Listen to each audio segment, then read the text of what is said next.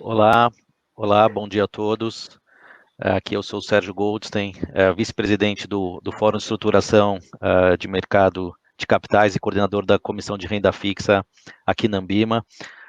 Hoje aqui na nossa live nós vamos falar sobre a MP 1103, que criou o marco regulatório da securitização. Esse tema ele faz parte de um conjunto de ações de várias entidades públicas e privadas que está visando o prol da modernização desse tipo de instrumento aqui no Brasil. Nós aqui da Ambima acompanhamos de perto esse assunto, acompanhamos via o MK, que é um grupo de pessoas, também associações, entes públicos, entes privados, que estão fazendo algumas mudanças em legislações, etc., de forma a transformar, aperfeiçoar, deixar o nosso mercado financeiro, mercado de capitais, mais atualizado possível. O texto final da SMP que nós vamos discutir hoje, ela está bastante em linha com propostas que nós aqui na Ambima, que nós sugerimos, e nós também sugerimos algumas emendas aí que já foram entregues à CNF para ser consideradas, tá? O nosso objetivo hoje é basicamente falar um pouco o que vai mudar no mercado de securitização por conta dessa MP e quais os impactos aí no mercado de securitização que a MP vai trazer, que tipo de segurança maior ela traz e que novidades ela traz para a gente, tá? Também vamos tirar as dúvidas aqui do que o público que está assistindo essa live tenha, tá? Então, vocês podem enviar quaisquer dúvidas, aí tem um link que vocês podem usar e fiquem super à vontade para participar da forma que vocês preferirem, tá? Eu queria começar aqui agradecendo os nossos convidados aqui, agradecendo os especialistas que vieram falar sobre isso aqui com a gente hoje, dividir um pouco os ensinamentos que eles têm. Então, fazendo uma breve apresentação, a gente tem aqui o Bruno Gomes, que é o superintendente de supervisão de securitização na CVM, então, ou seja, tem bastante experiência, lida bastante com isso, aqui é um oráculo em termos de securitização. A Vitória de Sá, Vic, mais conhecida no mercado como Vic, é membro da Comissão de Securitização da Ambima, analisou a MP e propôs algumas emendas aqui junto conosco. E o Bruno Cerqueira, que é sócio do escritório Mayer Brown, e que também prestou bastante ajuda para a gente, também conhece a fundo aí esse tema, tá? Então, pessoal, sejam bem-vindos e obrigados por ter aceito aí o nosso convite da Ambima para participar aqui da live. Obrigado, Sérgio. Imagina, Obrigado. prazer em ter, Bom dia. em ter vocês, tá? Então aqui já vou começar chutando a bola aqui desde logo. Vou começar aqui para você, Bruno Gomes, né? Temos dois Brunos aqui, vai ser o Bruno Gomes e o Bruno Cerqueira. Então, começar pelo Bruno Gomes. O novo marco legal da securitização, ele acaba unificando e sendo de aplicação geral, né? Então, ou seja, a gente está sempre muito acostumado a falar muito de securitização financeira, imobiliária, do agronegócio, e esse é um diploma que ele, de certa forma, ele junta toda a securitização, ele acaba sendo quase um pilar aí da securitização. Então, eu queria pedir para você, Bruno, que participou bastante aí via CVM, dessa nova MP, qual é a tua visão dela, como que ela surgiu, como a CVM enxerga as alterações trazidas por ela, e o que vai revolucionar no nosso mercado ter essa MP quando ela for convertida em lei? Tá ótimo, bom dia a todos. Bom, só para dar um contexto, né? Essa medida provisória, ela veio lá de 2000 e acho que a ideia foi a primeira proposta, né? De texto, ela começou em 2018, ainda no âmbito do antigo GTMK, que depois foi transformado, né? Deu continuidade, foi transformado no IMK. E a redação do MP, de fato, ela está muito em linha com a proposta trazida pelo mercado, até pela Ambima. Então, acho que primeiro, né, já foi lá um grande desafio conseguir uma vaguinha lá no IMK, né? Foram vários projetos e a securitização foi um dos projetos escolhidos, né, pela Secretaria de Política Econômica, que estava liderando lá o grupo do IMK, e já foi uma primeira vitória, quer dizer, a gente ter lá essa norma, né, essa atenção, esse foco para as normas de securitização. E a partir dali começou uma discussão, né, que vem desde 2018, alguns ajustes, mas o texto ele ficou bem alinhado com aquela proposta inicial. Então, acho que cabe aqui, acho que primeiro, né, um parabéns aí para todos os envolvidos. A Ambima participou ativamente, né, trouxe a primeira proposta, enfim, foram muitas discussões e a gente vinha caminhando, né, desde o final do ano passado, aí já com uma minuta já quase final lá junto à Secretaria de Política Econômica. A CVM também acompanhou de perto todo esse processo e a ideia era vir com um projeto de lei, mas acho que por opção, né, do Ministério da Economia, né, junto à Presidência da República, veio via medida provisória, o que já trouxe aí também um benefício de cara para essa indústria. E desde o início, até antes enfim, desde que eu comecei, né, nesse mundo de securitização, até antes da própria CVM, antes de eu entrar na CVM, eu sempre escutei, né, do mercado de que faltava uma regra que permitisse securitização para qualquer tipo de lastro, não só para imobiliário do agronegócio.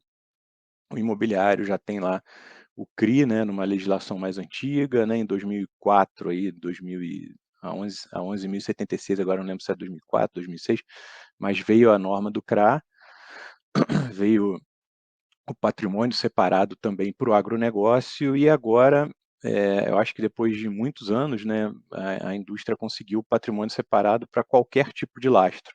Então, esse certificado recebível que está ali na MP, ele pode ser usado para a área de educação, para lastro de saneamento, saúde, enfim, mercantil, qualquer tipo de negócio pode lastrear um certificado de recebível que vai ter ali o seu patrimônio separado, que é a blindagem em relação ao patrimônio próprio da companhia securitizadora.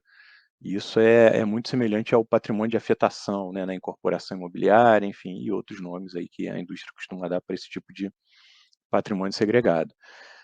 Então, acho que esse é o ponto assim, central, né, da MP, além de outras regras, né, e outras questões que a MP traz, como a possibilidade de revolvência do lastro, enfim, outros detalhes que a gente vai discutir um pouquinho aqui no painel. E essa MP ela dá uma segurança jurídica muito grande para a regulamentação da CVM sobre a atividade da companhia securitizadora, que foi algo que a gente divulgou primeiro, né, em dezembro do ano passado, é bem recente também, mas quando a gente divulgou a resolução 60, a gente já tinha a redação dessa MP, né, que a gente não sabia se seria MP ou projeto de lei, bem já desenhada junto à Secretaria de Política Econômica. A gente já sabia que em algum momento, né, isso ia sair. Já tinha também, né, no final do ano passado lá, um projeto de lei na Câmara dos Deputados para o mercado de securitização, também com um teor um pouco parecido, né, com o da MP. Acho que a MP ainda conseguiu ser mais abrangente do que o projeto de lei. Imagino que as coisas agora vão caminhar juntas lá no Congresso.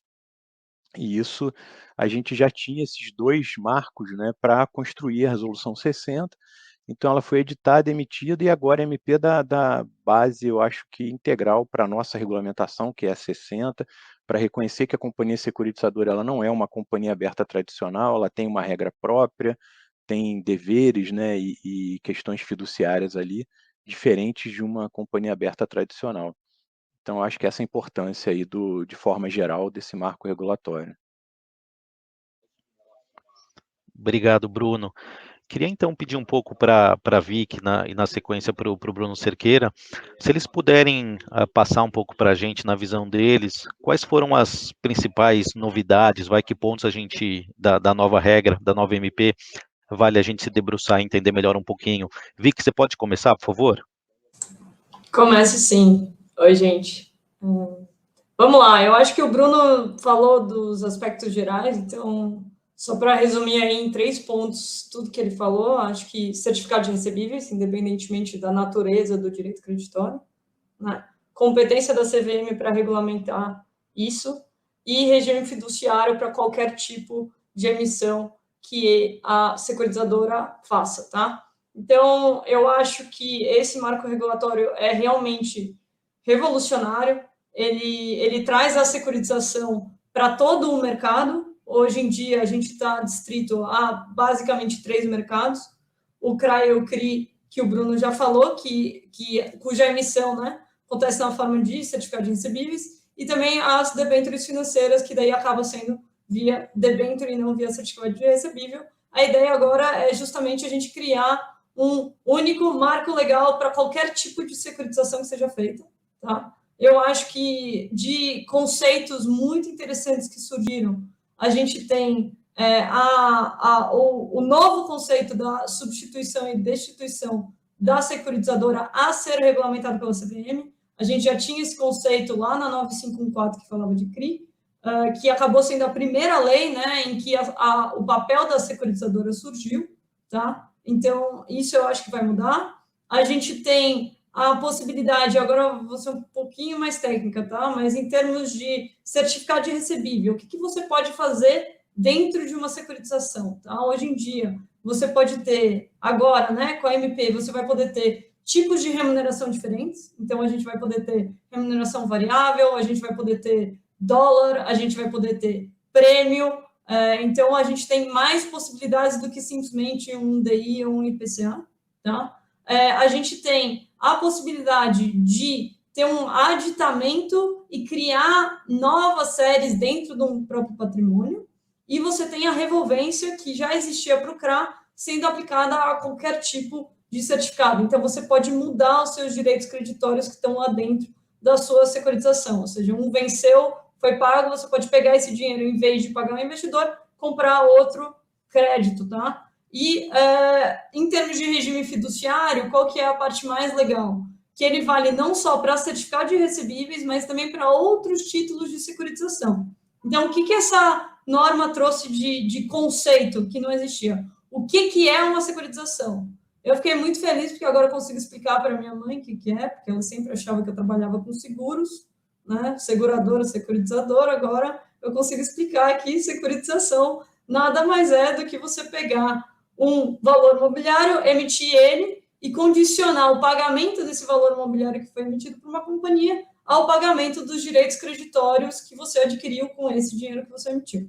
Então, em cima disso, você pode usar o regime fiduciário para qualquer tipo de valor imobiliário. Então, aqui a gente está falando também das debêntures, que principalmente acontecem no mercado de securitização financeira. Um último ponto aqui que eu acho que é importante é a criação do patrimônio separado e blindar a parte trabalhista e previdenciária da securitizadora do que é crédito do investidor. Tá? Então, eu acho que isso foi um passo muito importante para a gente entender que securitização é simplesmente você falar dos direitos creditórios. Você não pode ficar misturando o que é da securitizadora do que é do investidor. Então, acho que é isso em pontos gerais, Sérgio. Obrigado, Vic. Engraçada a história da sua mãe, então ficou mais fácil dela entender. Legal.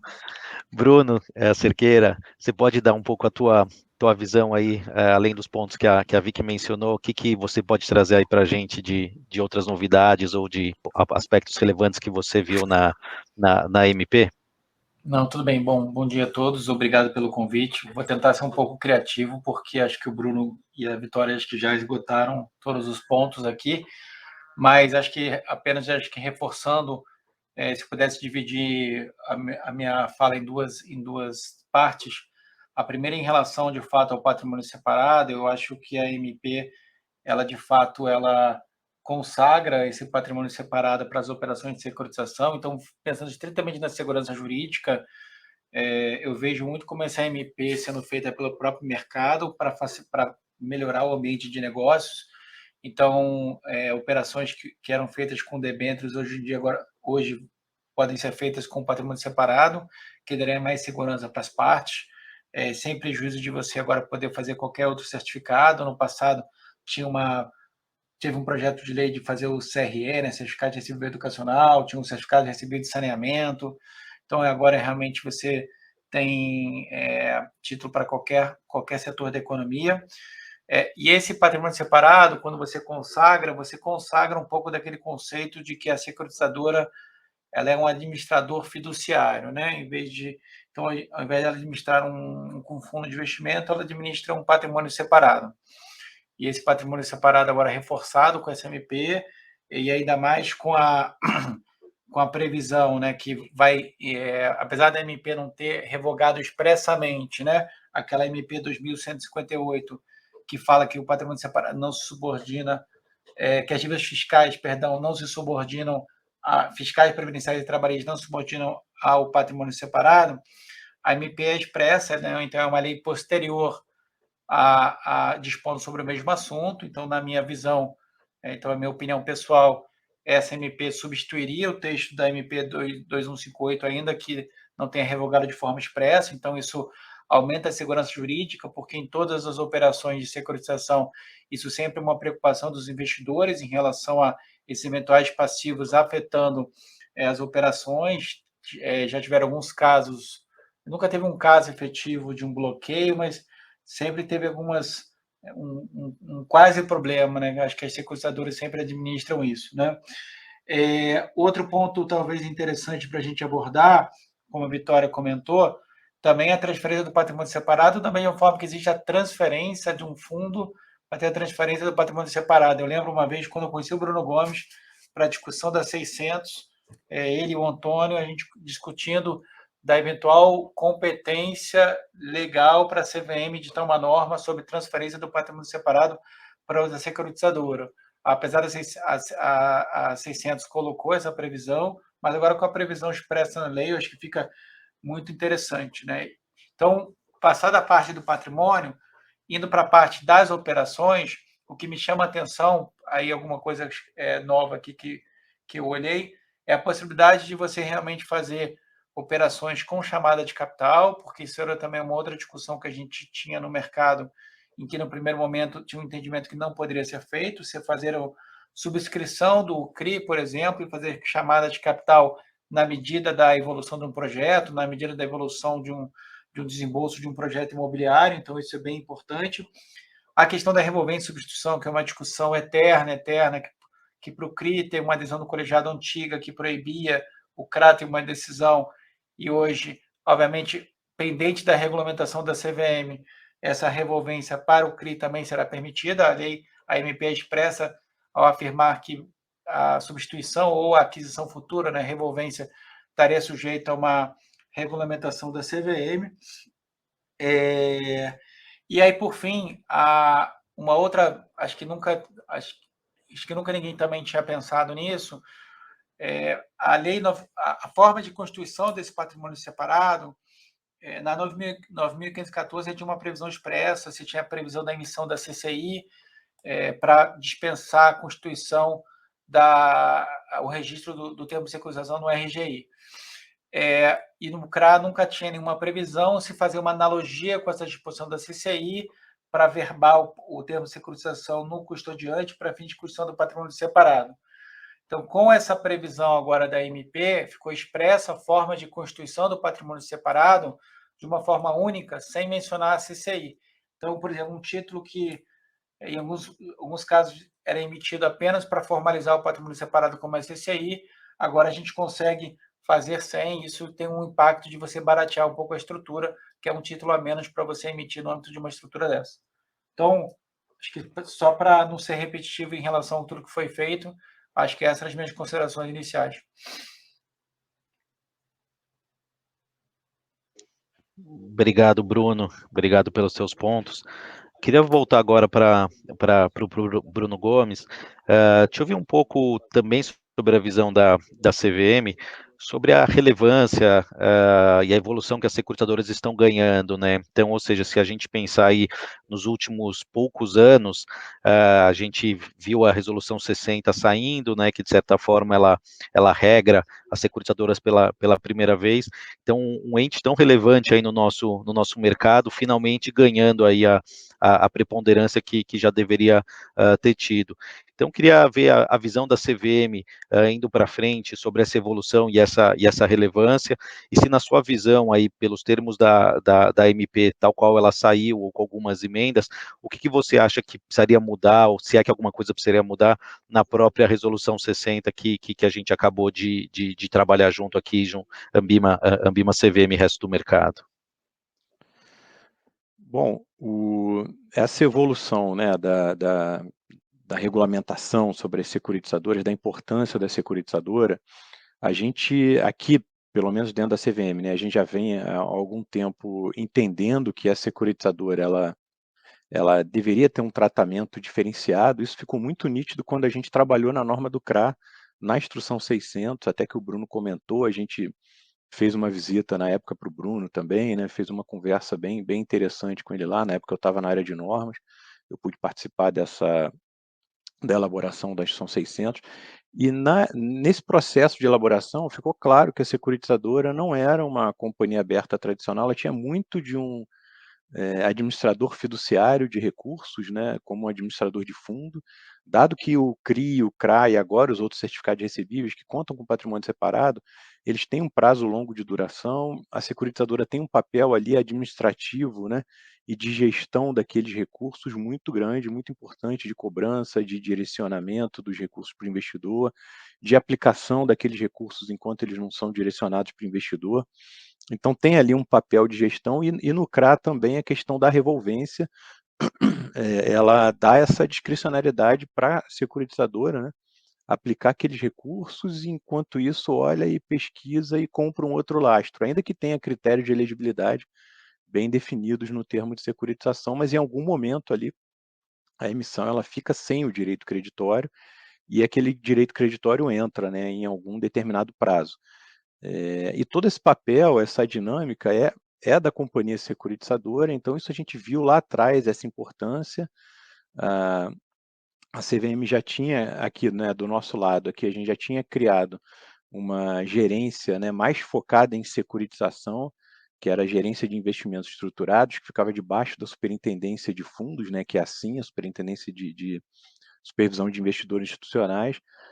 E essa diferenciação ali já foi percebida, criou-se uma gerência específica para a securitização. Na época, fundo imobiliário, FIP, né, outros produtos foram separados para uma outra gerência, que era a DELIP, né, Divisão de Fundos Listados e Participações, ainda debaixo do guarda-chuva da SIM, e percebendo essa importância, esse aumento, né, das operações de securitização, a necessidade de ter uma nova regra. Então, em 2020, a CVM editou a audiência pública, né, divulgou a audiência pública do que seria a Resolução 60, já reconhecendo esse papel diferenciado da companhia securitizadora. Em 2021, a CVM conseguiu criar uma superintendência separada para a securitização. Isso já era um projeto antigo também da CVM, tá? Que nasceu também lá em 2015, 14, 15, quando a gente começou a discutir também a norma do CRA, né, a Instrução 600, a perceber que era um mercado realmente muito diferente. E aí foi criada a Superintendência de Securitização no iníciozinho de 2021, então a gente está fazendo um ano agora de existência, e já na sequência a CVM finalizou os trabalhos de audiência pública e editou a Resolução 60 também em 2021, dia 23 de dezembro. Já tendo em mente que essa proposta aí discutida no MK viria, né, a público, possivelmente aí como uma medida provisória, que foi o que aconteceu. Então, fechando esse ciclo aí de regulamentação sobre a atividade da companhia securitizadora. O certificado de recebível criado no MP, ele já tem um amparo para ser ofertado publicamente aqui na CVM, né, necessariamente hoje por meio da Instrução 400, porque a Instrução CVM 476, ela lista, né, os valores mobiliários ali sujeitos a esforços restritos, e o certificado de recebível, obviamente, não está lá, porque a norma não foi alterada, mas isso é uma discussão também que a gente está começando agora aqui internamente, tá? Então, uma opinião pessoal minha, a gente não levei isso para discussão ainda com a SRE, que cuida de ofertas, né, com a área de normas, muito menos com o colegiado da CVM, que é quem vai decidir, mas eu acho que tem um espaço ali, talvez, para a gente incluir o certificado de recebível, né, no mesmo dispositivo que fala do CRI e do CRA, já permitindo a oferta 476 do certificado de recebível da MP, e esse certificado de recebível, quando a gente olha a resolução 60, ela tem um anexo para o CRA e um anexo para o CRI, então não tem um anexo para o certificado de recebível genérico, mas esse instrumento ele já está dentro da resolução 60, porque a 60 ela teve como propósito regulamentar qualquer instrumento de securitização emitido pela companhia securitizadora. As debêntures financeiras também, né, elas não estão ali num anexo específico, mas elas entram no corpo da 60 na hora que a gente fala de instrumentos de securitização e define o que é.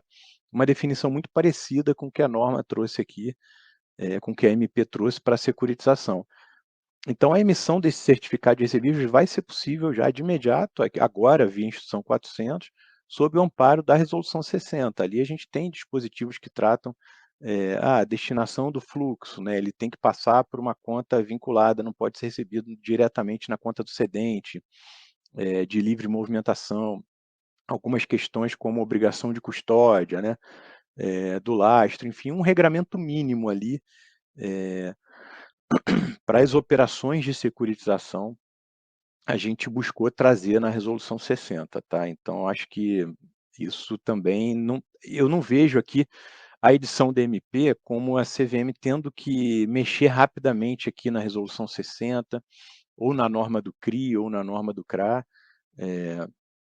Esse aspecto da oferta 476 é algo mais pontual, que a gente sim precisa avaliar, né, e levar essa proposta adiante aqui dentro.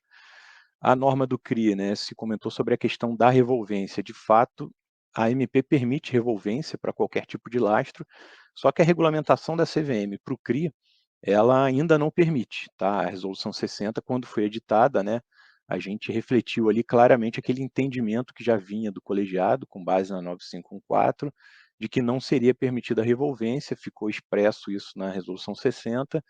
Então, para um CRI emitido publicamente, ele precisa de ele não é permitido a revolvência, a gente precisaria alterar a norma. Mas isso eu entendo que pode entrar como um projeto normativo de modernização da norma do CRI, porque aquele anexo do CRI que está na resolução 60, ele não é uma modernização das normas do CRI, né? A gente simplesmente consolidou, pegou o que estava o que existia já na Instrução CVM 414 e levou para dentro do corpo da 60. A gente fez a mesma coisa com a Instrução 600 do CRA, levou para dentro do corpo da 60 como um anexo normativo. Então, de fato, a norma do CRI, esse anexo do CRI hoje, ele está defasado, né? Ele não é uma norma moderna. A gente tem sim lá na agenda da SDM, né, da área de normas, uma pauta para modernizar a norma do CRI, e certamente a revolvência vai entrar nessa pauta também, mas a modernização da norma do CRI é um assunto que ele entra ali na pauta como avaliação para o colegiado no fim do ano, na hora que vai definir a agenda regulatória do ano seguinte, né? E para esse ano, de fato, a gente tinha uma agenda regulatória pesada, né? Norma de fundos, norma de ofertas, e não houve espaço ali para entrar a norma do CRI. Enfim, vamos tentar de novo conseguir esse espaço aí para o ano que vem. Então, acho que esses são as principais questões assim regulatórias, né, que envolvem esse mundo das securitizadoras, que eu acho que vale a pena destacar. E um outro ponto que eu acho que vale a pena abordar, que a gente não comentou ainda, mas esse certificado de recebível, ele também vale para o agronegócio e para o imobiliário, tá? Então, o CRI e o CRA, como eles têm o benefício tributário, né, na emissão para pessoa física, eles têm lá na lei um lastro mais restritivo, né, mais amarrado ali, pensando no CRA. O CRA ele atende uma parte da cadeia do agronegócio, né? Esse certificado de recebível agora, ele pode atender a cadeia da agroindústria como um todo e servir de lastro para Fiagro, por que não? Eu sei que tem aí questões tributárias, né, do lastro, da retenção do imposto na fonte pelo Fiagro, pelo fundo imobiliário, que acaba obrigando eles a comprar, né, o CRA ou o CRI, mas isso agora está no Congresso, né, vai ter um relator, enfim, isso pode ser levado aí como proposta para que esse certificado de recebível, com lastro, por exemplo, na cadeia agroindustrial, né, ele possa ser comprado por um Fiagro e também usufruir do mesmo benefício de isenção da carteira, né? Como existe essa isenção é para qualquer tipo de fundo, mas o fundo imobiliário e o Fiagro, eles estão dentro lá da Lei 8668 e ali você tem a lista, né, de isenções possíveis para a carteira desses fundos, né, listados lá no 11.033. Então é uma opção, né, é uma discussão que pode ser aberta agora no Congresso, essa questão, e levar essa possibilidade de lastro mais amplo, né, para o Fiagro, atendendo, na verdade, o propósito, né, de criação do Fiagro, que é atender toda a cadeia agroindustrial. Então, acho que eram esses pontos aqui. Obrigado, Bruno. Ótimos pontos aí. Até já respondeu uma pergunta que chegou aqui pelo público em relação à questão de revolvência do CRIs, uma pergunta se isso já poderia, com base na MP, ser realizado ou não. Então, acho que pela sua visão ainda depende da CVM regrar. E, obviamente, ainda vai ter todo o trabalho legislativo, né, de aprovação da MP, etc. Eu queria agora passar um pouco para a Vicky, para ouvir dela um pouco do que foram os pontos abordados aí pela Anbima e pelo teu conhecimento de mercado também, em relação a emendas que a gente, tanto a Anbima quanto outros agentes sugeriram aí para o texto da MP, tá? Então, se você puder dar um geral para a gente sobre isso, e sei que a gente falou um pouco também de blockchain nesses pedidos aí de alterações. Uma pergunta aqui que talvez você poderia juntar as duas coisas na tua resposta, que a gente recebeu também, é qual seria o impacto da MP para os prestadores de serviços de custódia e escrituração, tá? Então, se você puder juntar isso aí também nos seus comentários, eu te agradeço, tá? Tá, fechado. Bom, acho que Bruno até já deu a indireta para uma das emendas, e eu acho que, para mim, essa é a principal emenda, que é o aspecto tributário, né? Então, como o mercado funciona hoje, né? A gente falou, pô, tem o CRA, o CRI e as debêntures financeiras. Então, hoje você tinha só esses 3 tipos de título regulamentados, você tem 2 leis e uma resolução do Banco Central, 2686, e em termos de PIS/COFINS, ou seja, o que a securitizadora paga de imposto quando ela compra, você só tinha isenção para esses 3, porque eram os 3 que existiam. Você não tinha o certificado de recebível de qualquer outra coisa. Então, a principal emenda é só manter a essência, né, do que era o PIS/COFINS, que ele fala basicamente o que a securitizadora pagar para o investidor, ela debita da base de cálculo para o pagamento, né? O que acontece hoje na prática fica 0 a 0, né? Se você olhar a CRA e CRI, tudo que a securitizadora recebe, ela repassa para o investidor, então você não tem nenhuma receita ali, tá? Então, essa, para mim, é a principal emenda, é uma emenda para deixar claro que qualquer tipo de certificado de recebível deveria adotar essa lógica. Eu acho que isso é muito importante para a gente conseguir ter a evolução do mercado, tá?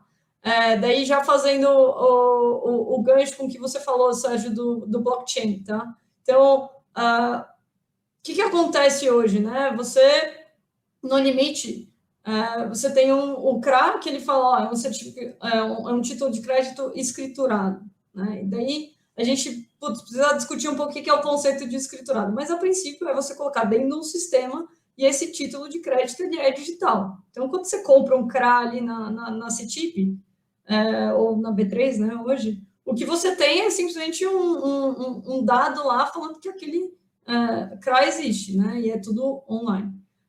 Uma das emendas propõe que você possa fazer isso usando a tecnologia de blockchain, que basicamente é o mesmo princípio da escrituração, ou seja, você vai usar um sistema, ninguém vai imprimir papel, mas você vai fazer isso de uma forma descentralizada, via smart contract, né? Via uma cadeia de registros, né? Então, essa é uma das emendas que também foram propostas, que eu acho que foram super importantes. Uma das emendas também, então, foram 2 por enquanto, são 6, então vou tentar ser breve.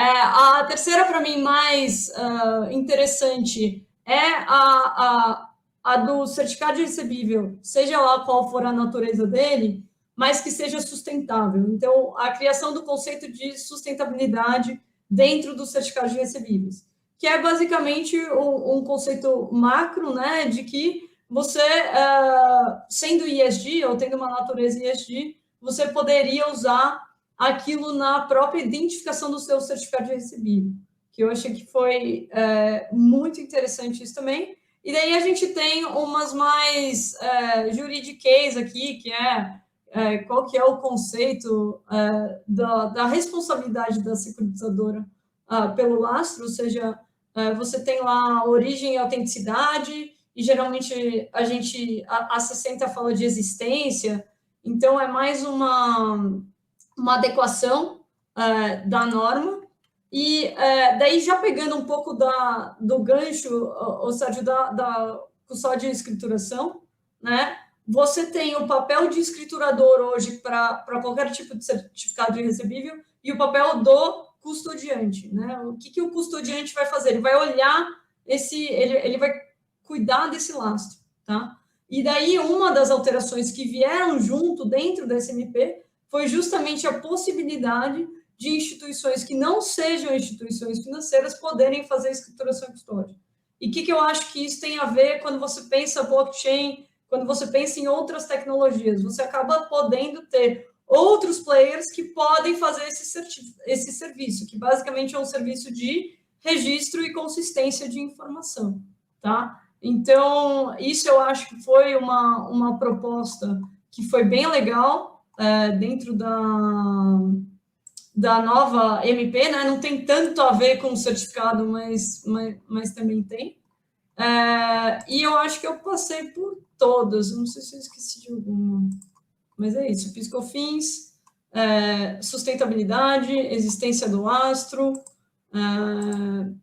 Tem uma última que eu esqueci, que é importante, que já também acho que foi uma pergunta que surgiu aí, que é sobre emitir certificado e comprar lastro, né? Então, o que a gente tem hoje previsto? Você tem previsto a substituição do lastro, você tem previsto a revolvência, e você tem um artigo que o Bruno Cerqueira mencionou, que é o compromisso de investimento, né? E uma das discussões que a gente tem hoje dentro do mercado tudo bem, se eu faço um compromisso, eu tenho a identificação de qual tipo de lastro que eu vou comprar, eu pego o dinheiro e compro esse lastro, ou eu tenho que ter esse lastro identificado, eu tenho um tempo para fazer isso. Acho que a gente ainda vai ter que amadurecer esse conceito, mas uma das emendas é tentar deixar isso mais claro, que no momento da integralização, você tem que ter a identificação do lastro, que é um pouco diferente, ou, na verdade, não necessariamente diferente, mas tenta deixar claro esse mecanismo de você ir comprando o lastro e formando a sua carteira aos poucos. Era esse o último ponto. Sérgio, se eu Claro. puder só comentar um pouquinho dessa questão, desse último ponto que a Vitória colocou. Manda bala, Bruno. Lógico, manda bala.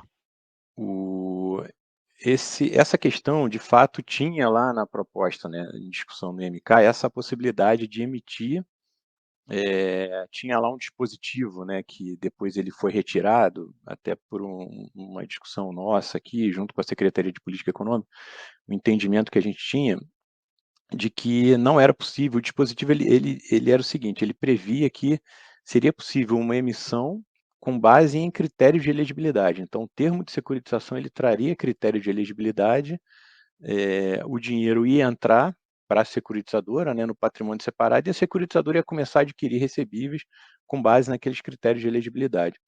E isso foi retirado exatamente porque vai totalmente, né, na mão contrária a um certificado. Isso é a característica de um fundo. Então, para a gente aqui, a questão da integralização e subscrição, ela está muito voltada ao momento em que a securitizadora vai pagar pelo lastro. Mas, como sendo um certificado, na emissão, o lastro ele já está carimbado ali, né? Até a própria MP já diz isso, quer dizer, a emissão ela já tem que ter um lastro por trás. Então, ainda que você tenha a dinâmica de subscrição e integralização, isso vai afetar o momento em que a securitizadora vai pagar o lastro, ou seja, ela emite um termo de securitização, aquele lastro já está lá, lastreando a operação. Eu entendo que aquele lastro ele já deveria ser de aquisição da companhia securitizadora, só que fica pendente o pagamento. A companhia securitizadora adquiriu, mas não pagou, vai pagar a prazo. Então, a partir do momento em que ela vai tendo que pagar aquele lastro, o investidor vai integralizando o certificado. Então, acho que essa é a dinâmica que funciona aqui nesse mundo, tá? Mas, de fato, aquela previsão lá de emissão sem o lastro, né, para depois compor o lastro, isso ficou de fora propositalmente, assim. Eu acho que o texto da MP ele amarrou bem a questão da existência do lastro no momento inicial. Obrigado, Bruno. Queria ouvir agora um pouco você, Bruno Cerqueira. Acho que não sobrou muito para falar, mas se você enxerga ainda algum outro benefício na publicação da nova MP, e até aproveitando, o Bruno Gomes falou disso, a Vicky falou disso, e tem uma pergunta aqui que liga um pouco essa questão da subscrição de certificados de recebíveis antes de você ter o lastro mesmo, né, que é o ponto que o Bruno Gomes falou e a Vicky também. Se esse aspecto da mudança não pode fazer com que não pode criar aí uma classe que vai acabar substituindo os FDICs, né? Então, ou seja, que a securitização via certificado substitua aí os FDICs. Então, se você puder também tocar nesse aspecto, assim, o que você acha que continua diferenciando o FDIC do certificado de recebíveis e como esses mercados vão se conversar, acho que seria interessante também ouvir tua perspectiva sobre isso. Não, tudo bem. Bom, primeiro, que eu acho que com a MP você consegue transformar qualquer coisa num ativo financeiro. E então, antigamente hoje, né, quer dizer, antes da MP, a única coisa que você poderia fazer para transformar um recebível em ativo financeiro era eventualmente colocar dentro de um FDIC, tá? Então, duplicatas. Então, a gente já foi procurado, por exemplo, mensalidade de faculdade, de escola, por exemplo, recebíveis de saneamento. Tudo isso estava atrelado, você só tinha uma única opção, fazer via FDIC. Agora, você pode fazer via certificado de recebível. Acho que tem uma vantagem natural, porque o FDIC, em alguns momentos, para ele ser viável, ele precisava de um determinado volume, de um determinado tamanho. No certificado de recebível, até onde eu entendo, né? Talvez você possa fazer, então, operações menores, empacotar créditos menores e vender no mercado, inclusive para qualquer fundo do mercado, fundo 555, que poderia comprar esse tipo de papel, tá? Eu vi também uma pergunta aqui em relação a se isso poderia substituir um pouco do FDIC, e aí, pegando o gancho na sua pergunta, eu acho que sim. Eu acho que, assim, primeiro, assim, tem uma diferença sutil aqui, acho que um pouco do que o Bruno Gomes comentou, que uma coisa é você captar dinheiro, o dinheiro entrar na conta do veículo, sem você ter uma destinação efetiva, sem você apenas com uma ideia, né, um critério de elegibilidade. Isso é um fundo, tá? Então, assim, o dinheiro já entrou. A outra coisa, o que está se propondo no certificado de recebível, é que você vá ao mercado, tente captar, dizendo que se captar, você vai aplicar naquele dinheiro, naquele recebível. Então, o certificado de recebível diferenciando do FDIC é que no final do dia você pode, de fato, captar sem ter o ativo, mas ao ter o ativo, ao você integralizar o dinheiro, você já tem que ter o ativo vinculado e já fazer a vinculação de imediato no certificado de recebível. No FDIC é algo que você pode realmente esperar, ou pode ter tem vários FDICs no mercado, de vários tipos de política. Tem FDICs que é muito mais uma discricionariedade do gestor escolher os ativos, tem FDIC que está muito mais atrelado a um patrocinador, um cedente, multicedente, por exemplo. Em alguns casos, então, especialmente esses fundos, esses FDICs que tenham talvez um cedente patrocinando, talvez o certificado de recebível seja um concorrente, tá, para esse tipo de produto, tá? E aí a concorrência nunca é ruim, né? Sempre é bom. E aí, obviamente, vai criar um desafio para a CVM para evitar um pouco da arbitragem regulatória, né? Porque se você avaliar a norma de FDIC, é uma norma teoricamente mais antiga, né? Está ainda objeto de audiência pública, né? No âmbito da revisão de todas as normas de fundo. Teoricamente, a certificado de recebível é mais nova, né? Porque teve a 600 incorporada na 60, então ela tem regras mais claras. Então, hoje, diria que talvez eu tenho regras mais claras para fazer certificado de recebível do que FDIC, tá? Que seria uma vantagem inicial, né, em relação aos FDICs. Então, de fato, assim, se enxergo uma potencial concorrência, e essa diferença é sutil, tá? Como eu não sei se ficou claro, em relação, acho que o momento que o dinheiro pinga, o que você faz? Né? O FDIC você pode deixar ele guardado, nos casos de recebível você tem que, de fato, aplicar naquele recebível indicado no termo de securitização. O Bruno tem razão, Sérgio, nesse aspecto, quer dizer, de fato, sim, vai ter uma concorrência grande com os FDICs.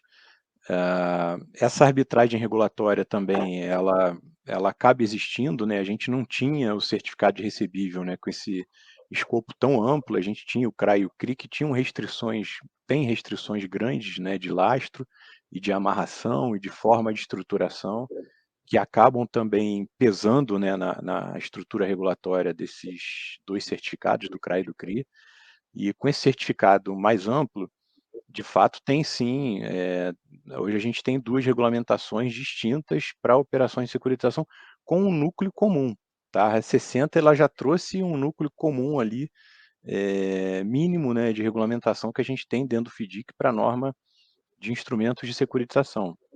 A norma do FDIC está sendo revisada, a previsão é sair com uma norma final para esse ano, mas de fato eu penso que lá na frente, daqui uns anos, né, com essa dinâmica, se esses certificados ganharem mercado, né, e realmente um dinamismo grande, como a gente espera, a gente tem uma norma única para a securitização, né, uma norma única que abarque produtos de securitização, seja FDIC, seja certificado de recebíveis, tá?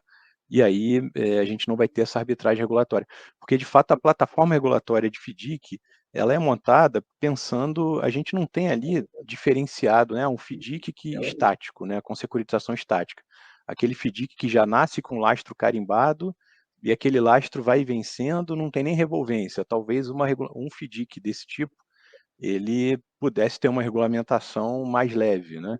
Mas a norma ela não diferencia isso. A nossa regulamentação para FDIC ela prevê que o FDIC é aquele FDIC que pode fazer de tudo, que o dinheiro vai entrar e o gestor ele vai ter a discricionariedade ali na compra do direito creditório, né? Então, de fato, é uma regulamentação mais pesada pensando nesse extremo de FDIC, tá? Mas eu acho que as coisas vão evoluindo e sem dúvida a regulamentação vai evoluir também. Obrigado para os dois Brunos aqui pela resposta. Aqui a gente tem uma pergunta aqui da audiência que eu acho ela bastante interessante, que é em relação à LGPD, né, a Lei Geral de Proteção de Dados, e como ela vai falar com aquela questão da divulgação dos devedores, etc. Então, talvez, Bruno Gomes, você seja o ideal aqui para responder. Não sei se vocês já conseguiram pensar nisso um pouco, mas como você acha que a MP e a forma da própria resolução da 60, muitas vezes, que elas conversam aí com as necessidades aí de inscrição exigidas pela LGPD? Então, Sérgio, de fato a gente não se deparou ainda com essa questão aqui dentro, tá? Depois eu até passo a palavra aí para o Bruno Cerqueira, ver a opinião dele sobre isso. Mas, salvo engano, a MP já tirou essa previsão do CRI, né? Enfim, do CRI, do CRA, que você tinha exigência lá para divulgação de devedores no termo de securitização, mas, salvo engano, a MP não traz essa exigência. Eu teria que revisitar aqui, mas eu acho que isso foi suprimido. Se não foi, é uma oportunidade, né, de discutir agora com o Congresso e buscar essa né, supressão do termo. Mas eu acho que já não é mais uma previsão da MP, tá? Porque aqui no final, dependendo da redação final da MP, você vai ter um conflito de normas, né? Tem uma discussão eu não sou especialista em LGPD, mas tem uma discussão que eu conheço da LGPD que se ela não se aplicaria quando, de fato, você é obrigado, por lei, a divulgar determinada informação, né? Então, é importante verificar como é que vai ficar a redação final da MP, se de fato ela tiver lá a informação, a exigência dos devedores, aí não há o que se fazer, aí eu não aplicaria a lei de proteção de dados, eu teria que indicar os devedores, tá? Teria que ver com a redação final. Eu dei eu revisitei rapidamente aqui o texto e de fato não está lá, tá? A exigência para divulgação dos devedores, né? Como como constava da 9514, que foi revogado. Não foi acabaram de mencionar legal. aqui que realmente foi isso. suprimido. Acho que é ótimo. Talvez aproveitar, Bruno, você quer uma última pergunta aqui que tem que chegou aqui para a gente, que é mais jurídica mesmo. Qual o prazo de validade da MP? Daí aqui a possibilidade dela perder a eficácia depois de passar o tempo, se não tiver o processo legislativo. Isso aqui acho que não dá para saber, né? A pergunta é a possibilidade, sim, há, mas a gente depende agora do processo legislativo para que ela não perca, né? Mas se você puder falar um pouco da validade, do momento que a gente está em relação à eficácia, não eficácia e tal, sei que são questões conturbadas aí do direito, mas se você puder passar um pouco a tua visão, acho que ajudaria.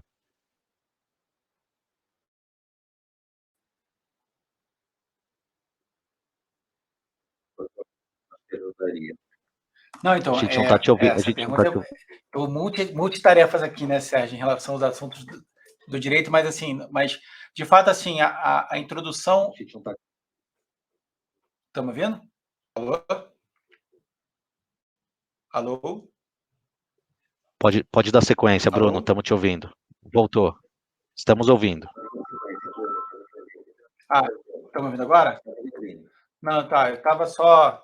Bom, aqui, acho que é importante todo mundo saber, né, que assim, a criação de lei via medida provisória não é algo muito comum, né? Teoricamente, né, deveria ter tido um projeto de lei instituído, discutido no Congresso, e aí só depois o presidente teria que sancionar.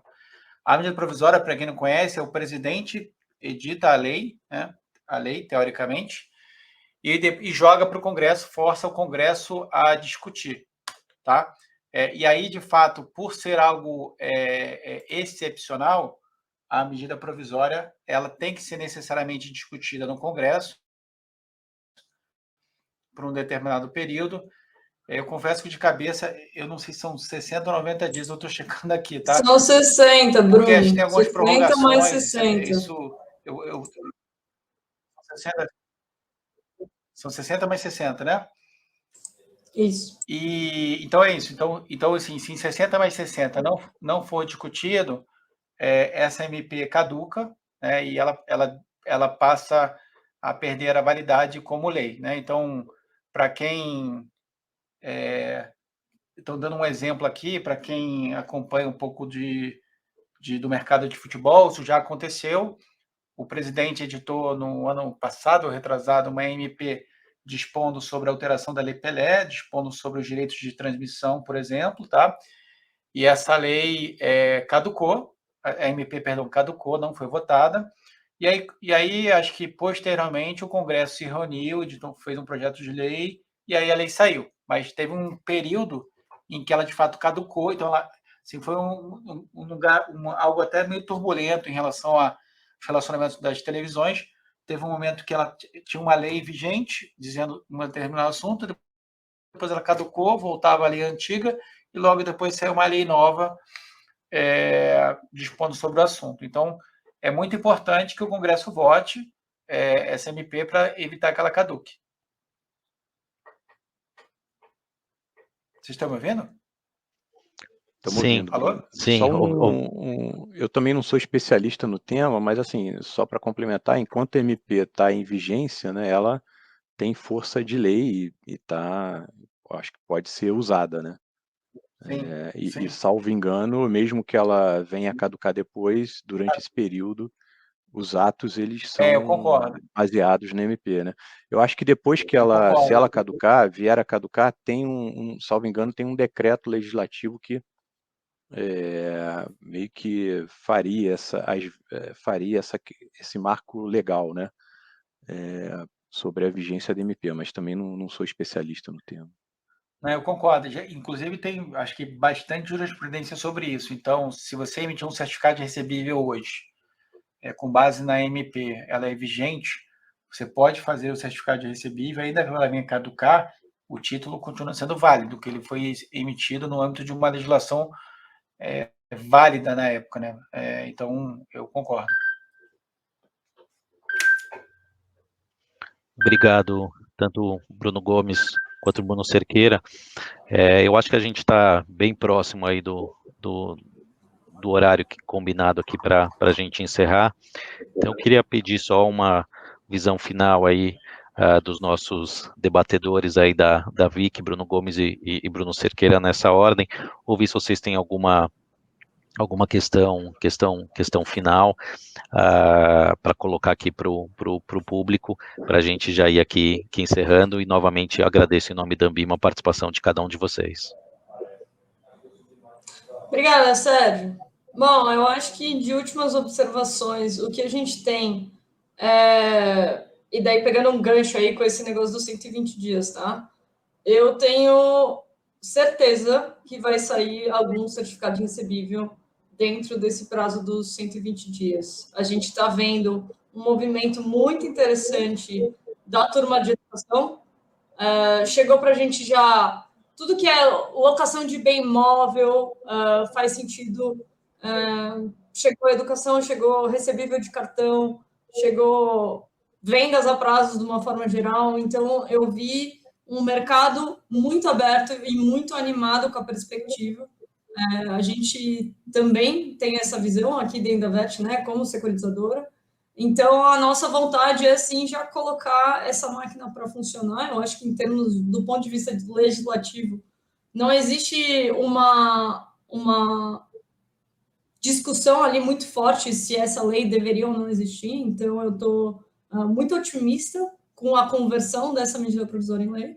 E eu acho que, só para finalizar, para a gente ter noção do quão grande isso é, tá? A gente está falando hoje que o mercado de FDIC tem 370 bi, tá? Se você soma o CRA e o CRI hoje, ele tem mais ou menos a metade, tá? Do mercado de FDIC. Então, só 2 tipos de título já tem metade do mercado de FDIC inteiro. Eu acho que, a partir do momento que a gente inclui qualquer tipo de recebível, a gente está falando de um mercado de 500 bilhões. Então, que, na verdade, a própria securitização, como é feita lá fora, é muito mais próximo a esse novo marco legal da securitização do que a fundos. Então, a gente acha que isso realmente vai virar a página dentro do mercado de capitais. Obrigado, Vic. Bruno Gomes. Bom, só agradecer a Ambima, né, pelo convite. Enfim, a gente acho que tem muito trabalho ainda pela frente, né, de orientação do mercado sobre a Resolução 60, e aí depois sobre os aspectos da MP, né, que a hora que for convertido em lei, certamente a gente vai ter aqui um olhar mais atento sobre o que precisa mexer ou não na nossa regulamentação, e continuar conversando com o mercado para avaliar todas essas possibilidades, né. Acho que é isso, agradeço aí o convite. Obrigado a você, Bruno. Bruno Cerqueira. Bom, também agradecer, eu acho que como advogado aqui e estudioso sobre o assunto, de fato, essa MP é muito interessante, ela é muito rica em termos de assunto, né, e acho que vai gerar bastante discussão. Então, para quem gosta de discussão, acho que é um prato cheio. A gente vai ter muita coisa para discutir nos próximos anos por conta dessa MP, para fazer um refinamento, e eu acho que as opções, as possibilidades são até ilimitadas aqui, né? Eu brinco sempre que, quando fizeram a lei do fundo imobiliário, fizeram pensando numa coisa que hoje o mercado faz outra completamente diferente. Então, eu imagino que o certificado de recebível também pode ser, a gente pode estar abrindo uma porta de um mercado que a gente nem esteja imaginando que exista, por conta dessa MP. Então, até dou os parabéns aí pela iniciativa da instituição da SMP. Obrigado também, Bruno.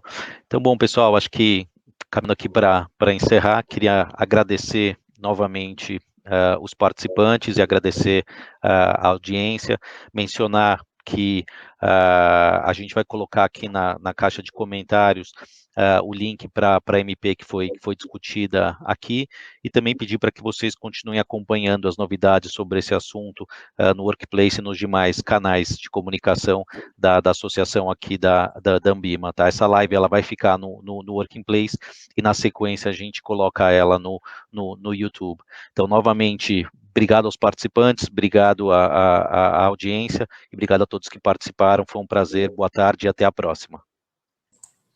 Obrigada, Sérgio. Obrigado, boa tarde.